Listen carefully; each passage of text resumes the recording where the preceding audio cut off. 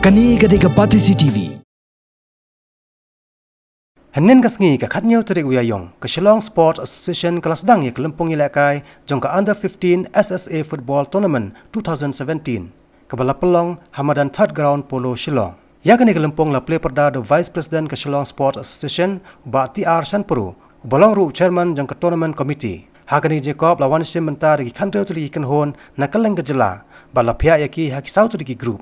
Kini ki kan hon ki bala wan sim mentar hakan kelempong ki kan top ya ka Lightcore Sports Club, ka Sorang Kham Sports Club, ka Madarting Sports Club, ka Rang Dajit United Football Club, ka Nong Thamai Sports Club, ka Nong Krem Sports Club, ka Mau Shabut Sports Club, ka Langsning Football Club, ka Jongsha Sports Club, ka Omlingka Sports Club, ka Rising Football Club, ka Mau Rangkeneng Sports Club, ka Sunmare Sports Club, ka Krang Sports Club, bat ka Mau Nyang La Sports Club. Hakani ke jekon hakani ke sedang ke Shillong Lajong Football kala pelim no ya Lightcore Sports Club dan Riu Gol Lanot.